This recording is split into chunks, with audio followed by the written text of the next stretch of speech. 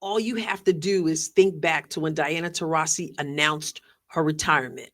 They put a microphone in front of several people, and person after person after person who played with Diana Taurasi, who played against Diana Taurasi, shared stories about how she hurt them in some way, whether it was a punch in the chest or an elbow, or if it was someone who said, I was so scared of her when I came into the league and she hit me and then oh man, I made it. That's an issue that's on the inside of an individual and of a multitude of individuals. And the league is made up of individuals. And Caitlin Clark gets that multiplied.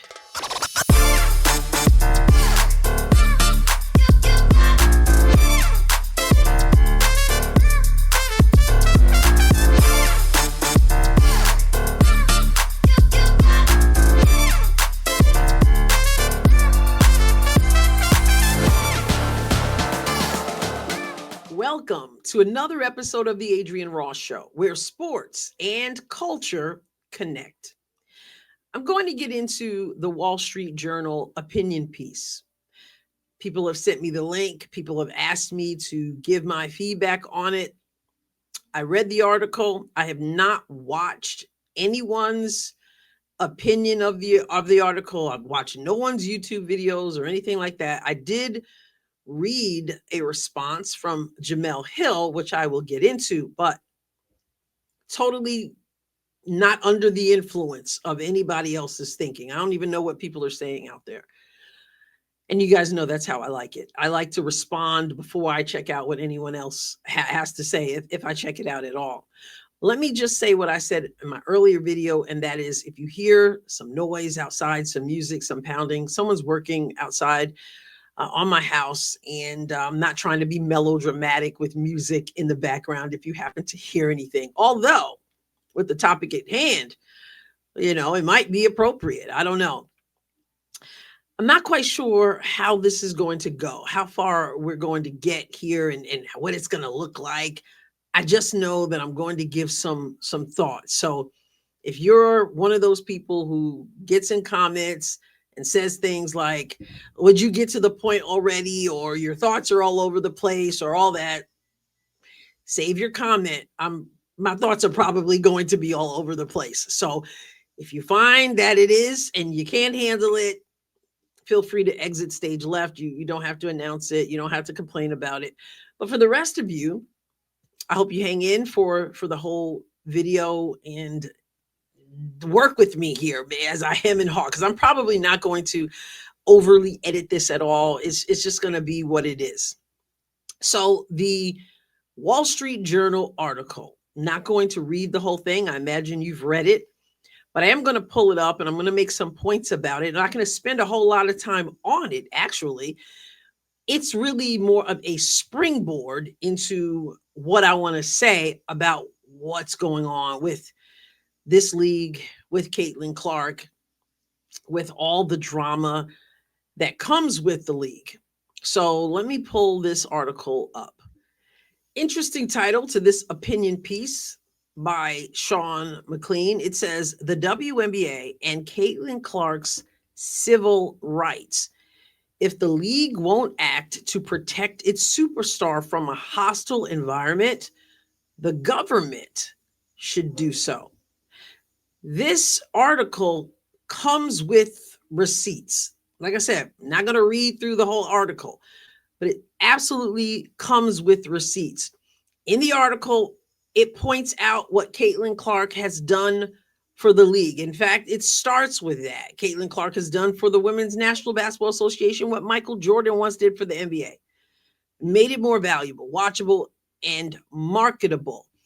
The article goes on to talk about the intentional hits that Caitlin endures, the excessive fouling, the uncalled abuse, because the referees look the other way, as we all know.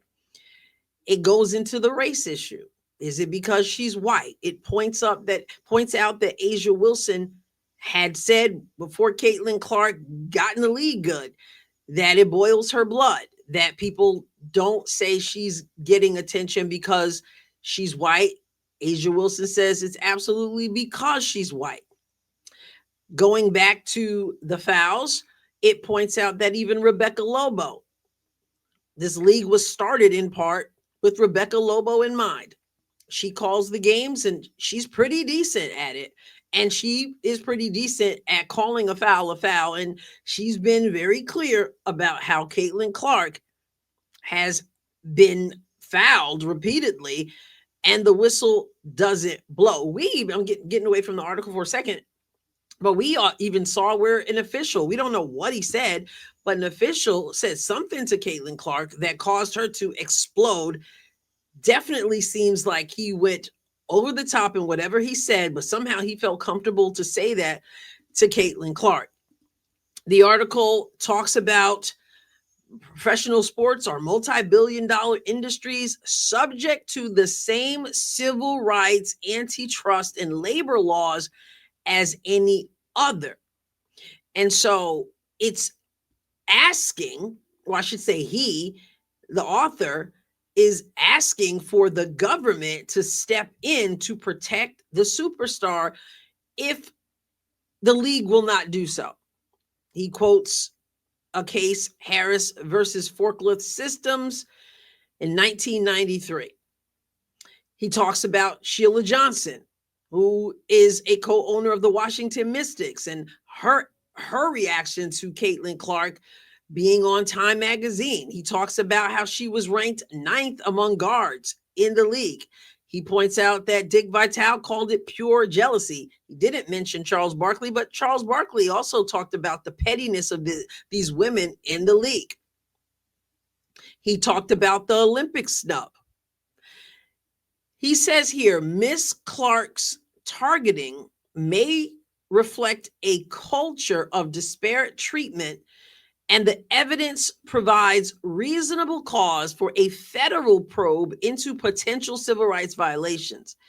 And he goes on to talk about De'Erica Hamby and the pregnancy discrimination concerning the ACEs. He's like I said, he brings the receipts. He talks about a lot of things that most of us who've been following understand has happened in the league.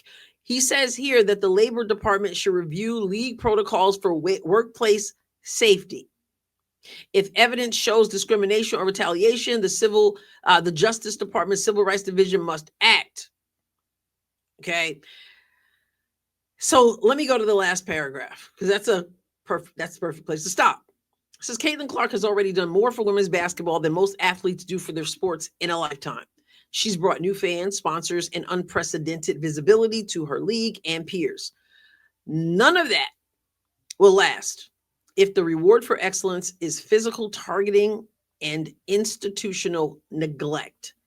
If the WNBA won't act, Washington must. He identifies himself as someone who served in the Trump White House, served in the offices of Senator Ted Cruz of Texas, and also Representative Marsha Blackburn of Tennessee. So I just wanted to give an overview. I got to say this, I'm not sure how popular my thoughts are going to be, my initial thoughts. Like I said, I'm not spending a whole lot of time on the article. I'm not picking apart the article. I just wanted to give the overview of the article. I'm a less government is more kind of person. Less government is best government. I'm one of those people who would quote Ronald Reagan, who said, in this present crisis, government is not the solution to our problem. Government is the problem. And some of you may be familiar with that statement when he said something about the 9 most dangerous words you could ever hear is I'm from the government and I'm here to help. Now government obviously has a role, but I'm not a big government kind of gal, right? Small government, best government. So I'm really not I'm not feeling I get the point that's being made in the Wall Street Journal article that what is going on is horrendous. Brought the receipts. We didn't even get into what Sophie Cunningham said. I did a video about that. Sophie Cunningham pointed out what was the deal. What the deal was in the Phoenix Mercury locker room, how they wanted to teach Caitlin something. They do that with rookies to a certain extent, but with Caitlin, it was extra. And she's just like, this is ridiculous and I'm over this. And I'm sure it wasn't just Phoenix with that mindset, because we have eyes, we have ears, we've been here, we see. Okay. So the receipts are there, and there's more than we see in that article. The answer to me, though, is not the government. The government doesn't need to get involved in this situation with Caitlin Clark. The onus is on the league. This is not something where people should be showing up at Capitol Hill and having to have a whole conversation about it. This is human decency. And as this article points out, it's also business. Why you want to abuse, denigrate, put your foot upon, cast aspersions on someone who is only trying to play basketball and uplift your league is beyond all of us. Or is it? Because he points out some things. Is it jealousy? Is it race? Is it, as some other people said, because she's straight? Because there are allegations in this league. Candace Wiggins was one who says she was treated a certain kind of way because she was straight. But Caitlin's not the only white person. She's not the only person who's straight in the league. There's a whole lot going on, and it's hard to unpack in one video. That's why I said just kind of bear with me here. I don't say, government, you go fix this. Kathy Engelbert shouldn't need government intervention to clean this up. My opinion about Kathy Engelbert is that there's a certain level of intimidation that she deals with this league. We saw how the league came after her when she made comments that they didn't like about rivalries. We saw what happened to Christine Brennan when she asked a question as a journalist of Dejanay Carrington. There are consequences and repercussions in this league. So Kathy Engelbert, to me, is not up to the job of standing up where she needs to stand up. That's not the end of the story, though. Adam Silver could put an end to what we're seeing in this league just like that.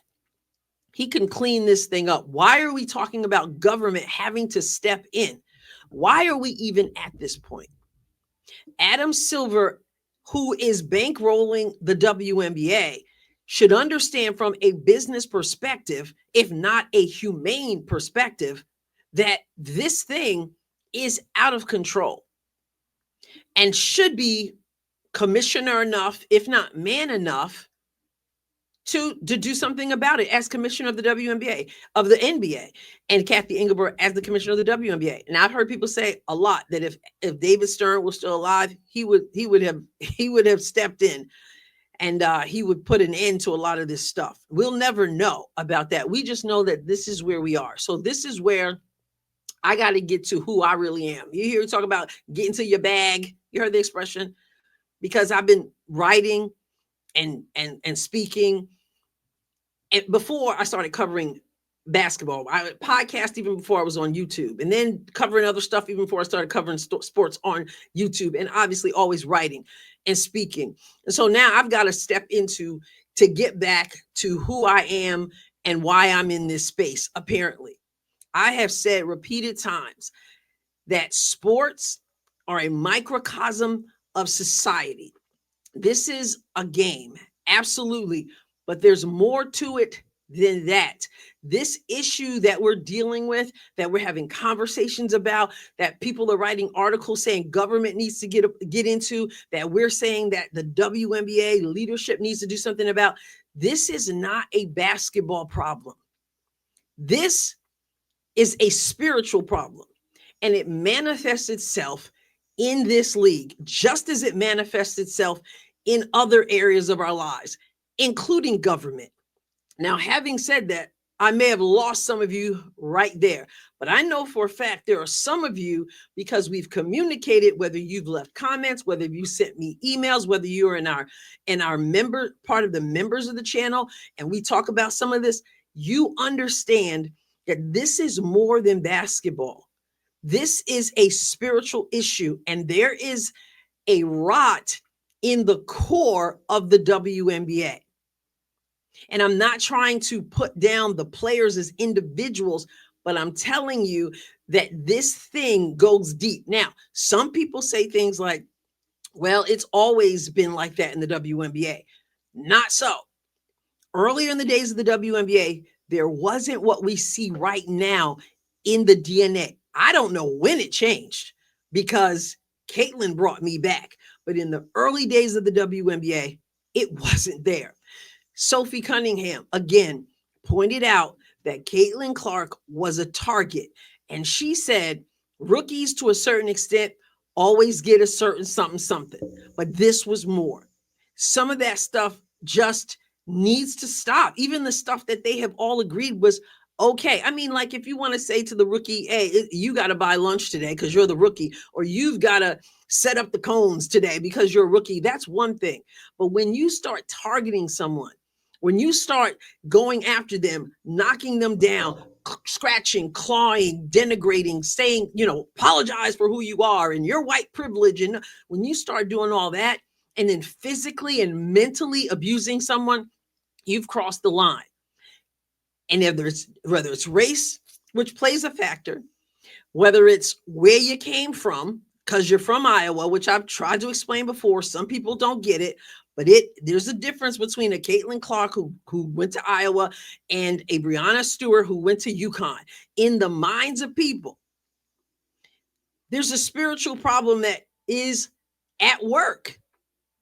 And until you get that taken care of in this league, as deeply entrenched as it is, there's always going to be a problem. And when there is a fear that keeps people from standing up, there will be a problem. And you will always have people who say, I want nothing to do with your league. They are not interested in who's in the league. They're not interested in how well you say they play. They want nothing to do with the rot. The WNBA has zero interest, including players, including the media. And maybe there are players who feel the way we feel and haven't spoken up. But when I look at the players and listen to the players, when I listen to the media, when I listen to the commentators during the game, this league prides itself on the very thing that is coming against Caitlin Clark. I was listening the other day to a game and the commentator was calling the game. And I'm telling you, within the span of a few seconds, I think I counted the word physicality 5 or 6 times. This league prides itself on physicality. This league will tell you that if you have a problem with somebody being grabbed, being thrown down, being elbowed, being denigrated, and the problem is your problem, because we are the people of physicality. That's who we are. And they'll also tell you that their priority is activism. That's another issue in the league. So the issue is what the issue is. But I got to say this before I get to Jamal Hill's comments about this, because she's a problem as well. Before this season started, I released a video and I called it the survival guide for the 2025 season, something like that. And one of the things I talked about was that be very careful, because there's going to be something there where you're going to find that you're going to have fan against fan, where we're going to pit player against player. And it is playing out exactly as I said it would be, because the enemy is not who you want the enemy to be. The players saw Caitlin Clark as the enemy. Many of the fans see other players as the enemy, see the coach as the enemy. And that's what the enemy does. That's why if you have any understanding spiritually at all, you understand when the scripture says we wrestle not against flesh and blood, but against powers, against principalities, against rulers of darkness in this world, in the heavenlies. There's a battle that goes on. And again, I know that's over the head of some people and you don't want to hear it, but I didn't come into this space just because of basketball. I was brought into this space for another reason. This is why it's where sports and culture connect. And it really is deeper than that. It really is a spiritual situation. And so what happens is that what the enemy does is he gets you to look over here. This over here is the problem. This person is the enemy. While over here, all kinds of nastiness and darkness and stuff are going on. But you're over here pointing at one another, pointing at other teammates, embracing all kinds of concepts and ideas that aren't based in reality, but you're so blinded by it that that's all you see. That's the deception that takes place. And yes, that's going on. And I intended to start my book in the off season last off season, which I never got to do, but I got to write the book because it's playing out. And so for those of you who don't get it, you don't get it. No shade on you. But some of you do get it. And that's why I said you have to be extremely careful of what is actually going on. While you're looking over here, while you're pointing to this person and that person and just totally trying to come against their name, they're in the same boat that you're in. They're part of the system's victims, if you will. Not that they're playing the victim, but Caitlin Clark is here for basketball, but I declare her purpose in this is so much more. Her coming on the scene shed a light on the best of us, the best that's within us, and the worst that's within us. Caitlin Clark has become the scapegoat for other people's racism. And I mean black to black, black to white, white to black, all of it. She has become a scapegoat for people's racism, for people's classism, for people's sexism. And they attached it to her and want her to carry the weight of all of that. That she's become the scapegoat for, you're supposed to be the one who brings me the joy, and if you don't play that way, then I don't have the joy that I'm supposed to have, and all of that upon these 23-year-old shoulders. Meanwhile, while we're fighting and scratching and clawing and accusing and totally deceived in so many ways, over here the darkness prevails, because that is the plan of the enemy. It always is. Divide and conquer. Divide. And again, pointed this out before the season even started, because I could see it coming. Because I know how the enemy works. And I know how he uses sports. And if you don't believe me, all you got to do is get on X if you dare and look at comments and look at how people come after people and what they say about people and what they accuse people of and what they are totally, totally consumed with. So you can write your article. You can want government to intervene. And hey, if government feels like this needs to be, this should be an intervention, then fine. That's not the answer. That's not going to solve the problem. Now, the WNBA could step up and do something, but the WNBA itself is part of the problem because it's entrenched within the WNBA. That this is what it's supposed to look like. That if you don't line up to this is the norm. So Caitlin Clark is not, what's happening to her is just normal. And notice that he said that the superstar, they're allowing the superstar to be abused. This league doesn't even see her as a superstar. They're resisting that. Sophie Cunningham done told y'all about that in her first episode. They don't even see her as that superstar. They're put off by that. But there's so much more under the surface. And it has gone on in this league All you have to do is think back to when Diana Taurasi announced her retirement. They put a microphone in front of several people, and person after person after person who played with Diana Taurasi, who played against Diana Taurasi, shared stories about how she hurt them in some way, whether it was a punch in the chest or an elbow, or if it was someone who said, I was so scared of her when I came into the league and she hit me and then oh man, I made it. That's an issue that's on the inside of an individual and of a multitude of individuals. And the league is made up of individuals. And Caitlin Clark gets that multiplied. And this league changes people.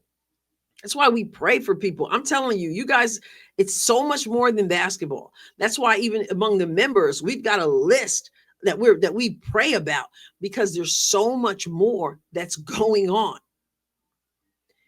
People enter the league and they get changed. It's a battle. I'm telling you, it's a spiritual battle. And we are pawns. And so far, I hate to say it, but it's true. It's working. So some people don't understand me and where I'm coming from. And this isn't about me. I'm just going to speak the truth. And he that has an ear, let him hear. Some people don't understand me, why I take such a strong stance sometimes on what I'm going to allow, what I'm not going to allow. Because I got to steward it well, because I know how the enemy works. Drops a seed and totally blows it all up. And instead of going this way, all of a sudden you're this way. All of a sudden it's a whole spirit of attack. It's a whole spirit of accusation. It's a whole spirit of deception. And that no matter what is seen, that's to the contrary, when that deception enters, it's always turned right back around. That's the plan of the enemy. And it's been working. So I do take a hard stand on some things. I don't let just anything go in the live streams. And there are people who would like me to do that.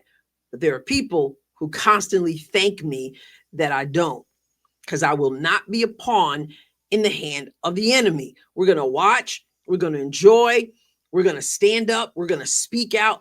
But we're not going to be pawns, be pitted against one another, accusatory of one another, when the problem is over here and there's a rot at the very core. All the other stuff is superfluous things to get your mind, especially those of you who are people of faith and spiritual in nature, to get your mind off of the real battle and the real enemy. And it's in the system. And it's a spiritual problem.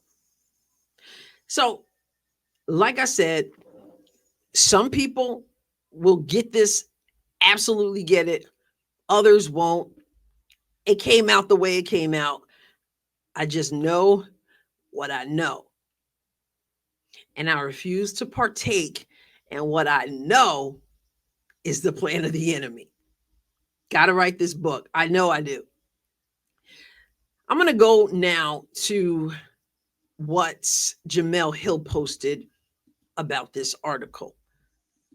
Jamal Hill posted this screenshot of this article, and this is what she said. She said, yes, we've reached this stage of the Caitlin Clark ridiculousness where the Wall Street Journal ran a column from a former Trump advisor who believes the federal government should step in to prevent Caitlin Clark from being harassed at work. And by harassed, they mean defense. She starts off by lying. The new wave in this country is elevating white grievances so that white folks truly believe they are the real victims of racism. I do not blame Caitlin Clark for this. She just wants to ball. I blame the people who are clutching their pearls at competition and can't stop their sexist mindset of how women are supposed to compete. They are purposely making Black women out to be the villains in Caitlin Clark's story. That's why all these pundits keep running with the narrative that these women need to be grateful. They're using Cece to get off all these takes of how they really feel about Black women. They want Black women to be humbled and to be reminded of their place. As soon as someone says they need to be thanking her, I can hear your dog whistle loud and clear. Caitlin Clark is a phenomenal player who does not need y'all laying down these white supremacist capes for her to exist. No great player is given anything. You have to take it. She knows that and will rise to the challenge. Sports has worked this way since the beginning of time. Now, why did I say she's lying? Well, first of all, I want to point out what she does. She starts off by mentioning President Trump and that the writer isn't the advisor. Truth is truth, no matter who's speaking it. But she knows that there's a large percentage of people who have a problem when his name is mentioned. So by throwing that name out, she seeks to disregard what he's saying. That's number one. Very obvious. I know how that goes. Goes on to say that when they talk about, or he talks about Caitlin being harassed, when we talk about Caitlin Clark being harassed, that we mean we don't want people to play defense on her. That's a lie. We don't have a problem with defense. We have a problem with abuse. We all know who've watched this game for years and years that no one has been defended as Caitlin Clark has. Some of it, tough defense. Some of it, abuse. That's the part we have a problem with.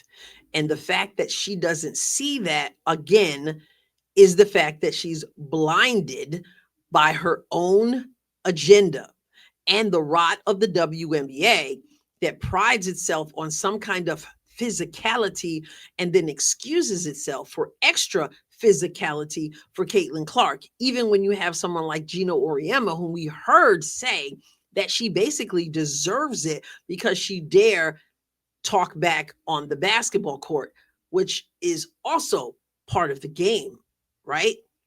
But they excuse it. And when they excuse it, they justify it, which means they give the stamp of approval on it. So she goes on to say that this is all about elevating white grievances. So again, this is how the spiritual matter works, deception. So now they play, people like Jamal Hill and others, they play on the emotions of people. They use the terms like white supremacy because they know that gets a rise out of people. So you have determined what gets a rise out of people. That's her dog whistle that she tries to make our dog whistle. We want to blame white people. And then they go, we don't blame Caitlin Clark. They always throw that out. We don't blame Caitlin Clark. But white people, the nerve of white people to feel like that they're the real victims of racism, really. So again, I guess here we're supposed to pretend we don't see what we see and know what we know. They're purposely making Black women out to be victims of Caitlin Clark's story. Another lie. J.C. Sheldon's not Black. I think she went for Caitlin's eyes.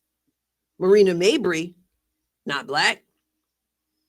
She pushes Caitlin Clark down. I don't care what color you are. Wrong is wrong. But this is what they do. If you say something to someone who happens to be Black and you check them for what they do, and they twist it and say you're only going after them because they're Black. It's a rot.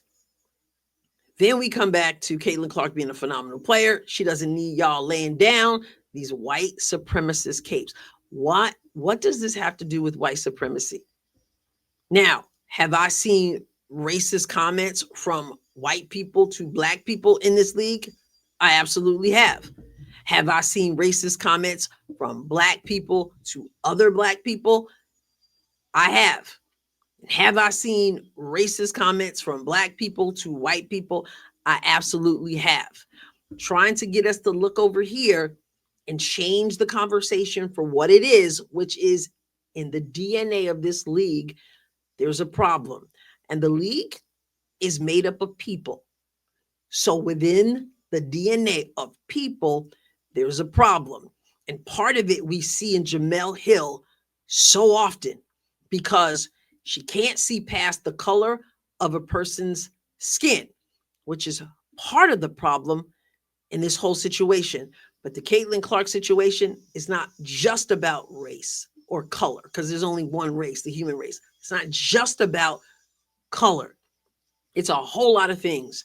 And it gets, like I said, to a spiritual problem where there's insecurity, where there's jealousy, and where there's a mindset that you somehow prove yourself by taking down someone else. Sophie Cunningham did something when she said there was more with Caitlin. There's extra with Caitlin, and it's still there. So just to reiterate, I'm not into thinking the government needs to do something here. The league needs to do something. But until the league deals with the culture of the league that has been allowed to fester and grow, they're not going to have what it takes to make the changes. They're not. And until we open our eyes and see what's going on, it'll be a continual situation where the rot is not just in the WNBA. The rot is in the people who are even covering the WNBA. The rot is in the people who are doing what the enemy planned all along, which was to turn you against one another, against people who are not the enemy, but who are also themselves targets of the enemy. And it'll be absolute, complete chaos. But I got to say this, that's exactly the way some people want it to be. And that too is a spiritual problem. So I'm all over the place, I'm sure. Just wanted to give my thoughts. It's not about the government stepping in. It's a spiritual problem. And you know what? It's going to take a spiritual solution. And I got to say, I'm probably like, I don't know, you probably had to follow me every which way. And it is what it is. But I got to call it what I call it. My only motivation is truth. Back in, what was it, 2008, I had a blog, and the name of the blog was Motivation Truth, because that's my only motivation. I don't have anything else to say. If you don't hit the thumbs up, I'm fine. If you don't hit the subscribe button, I'm fine. I'm going to speak the truth because I believe that's why I'm here. I'll catch you next time, God willing. God bless you abundantly.